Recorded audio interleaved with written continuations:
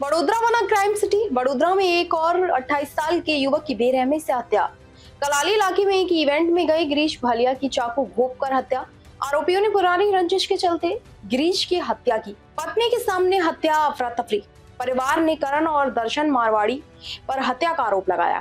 माँ और पिता ने एक एक बेटा खोया। बेटी के सिर से पिता का साया उठ गया। पुलिस ने हत्या का केस दर्ज कर आगे की कार्रवाई की। एक वांटेड आरोपी को अटलादरा पुलिस ने गिरफ्तार कर लिया और दूसरे आरोपी अभी भी वांटेड हैं। रिपोर्टर खुशी पवार, कैमरामैन वैभव तले। 3 તારીખે વહેલી સવારે એક મર્ડરની ઘટના બની હતી. સમગ્ર ઘટના કેવી રીતના બની હતી ને હાલ કેટલા આરોપી પકડાયા?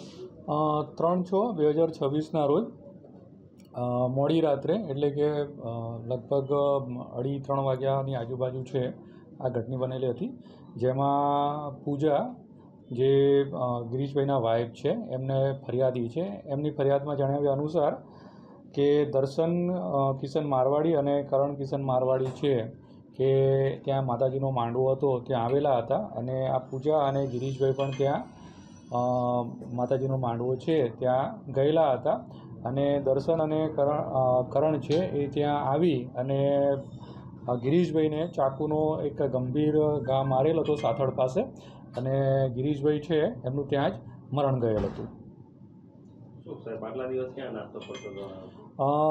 આરોપીની પૂછપરછ કરતાં તેમજ અમારી જે ક્રાઇમની ટીમ તેમજ લોકલ એલસીબી તેમજ ડિસ્ટર્બના માણસો એની પાછળ હતા.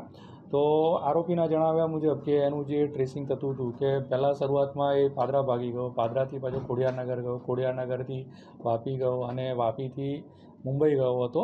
ત્યાં અલગ અલગ જગ્યાએ રોકાયો હતો અને ત્યાંથી પછી પાછો એ નહીં થયું તો વડોદરા આવતું હતો તો વડોદરા કપૂરાઈથી અહીંયાથી આને ક્રાઇમ બ્રાન્ચની ટીમે પકડેલ છે. સર, આમાં 2 આરોપીઓ છે.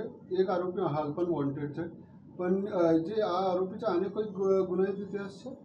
આ જે આરોપી છે દર્શન કિશન મારવાડી છે એના ઉપર અલગ અલગ પોલીસ સ્ટેશનમાં પ્રોહિબિશનના અલગ અલગ ગુનાઓ નોંધાયેલા છે. એટલે લિસ્ટેડ બુટલેગર છે? હા, લિસ્ટેડ બુટલેગર છે.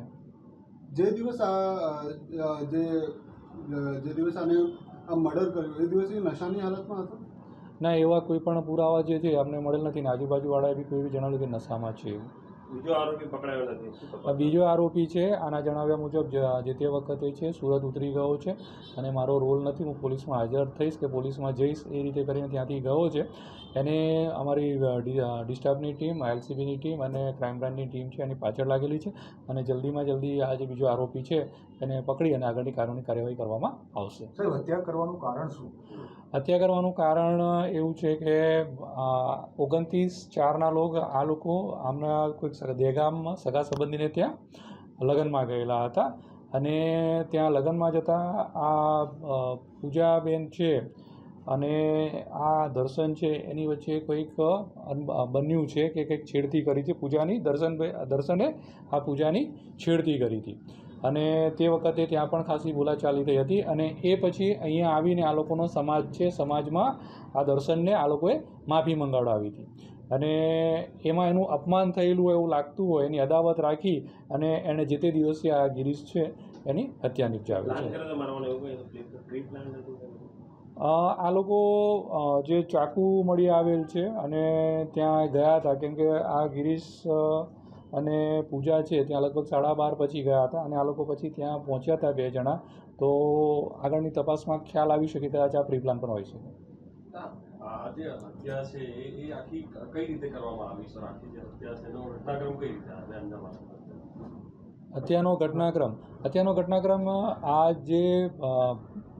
જે ફરિયાદી છે એના જણાવ્યા મુજબ એવું કહે છે કે અમે લોકો 12:30ની આજુબાજુ છે ત્યાં માતાજીનો માંડવો છે ત્યાં ગયા હતા અને એ દરમિયાન પછીથી આ બંને પણ ત્યાં પહોંચ્યા હતા અને એમણે પાછળથી જ હુમલો કર્યો હતો અને ધારદાર ચપ્પુથી એને જાંઘમાં મારી દીધું હતું. નજરે જોનાર જે બંને જે છે ફરિયાદી અને બીજા એના પિતરાઈ ભાઈ હતા એનું કે ત્યાં અચાનક હુમલો કરી અને મૃત્યુ નિપજાવેલ છે.